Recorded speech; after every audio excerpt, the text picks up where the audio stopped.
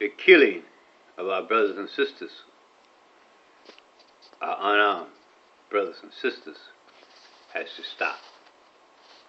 This time will come, or maybe the time has come, for peaceful coalition with the enemy to end. There comes a time when you go to the White House, the outhouse, and you get less justice than a dog. There comes a time when you have to put the hammer down, but not in the way of violence, in the way of peace, knowing that peace is on the way. The killings of unarmed men of color by both police officers and security guards in the last 2 years are very troubling.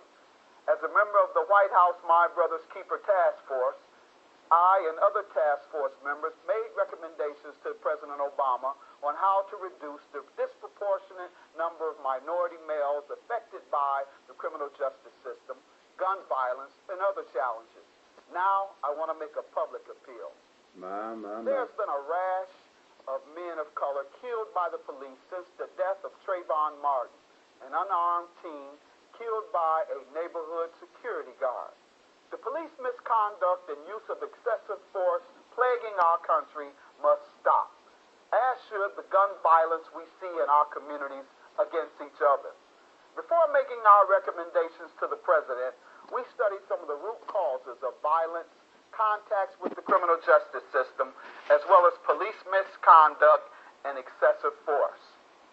Below the surface of these issues, we found issues of false and negative stereotypes, such as black men are more prone to be violent, angry, and engage in criminal activity, all of which are untrue.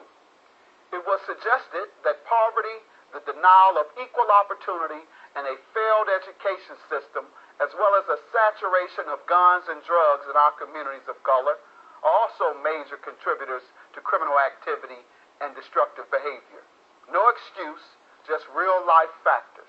We also observed that the negative interaction between law enforcement and communities of color promotes distrust on both sides, something that could be addressed by legislation requiring police dash cameras, better police training, and the perception of police as protectors rather than provocateurs.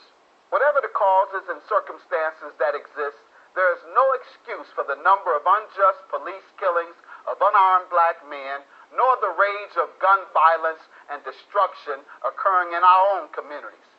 If it continues, we will have to ask the police and ourselves, am I my brother's keeper, or am I my brother's killer? My. Am I my brother's keeper, or am I my brother's killer? Awesome words.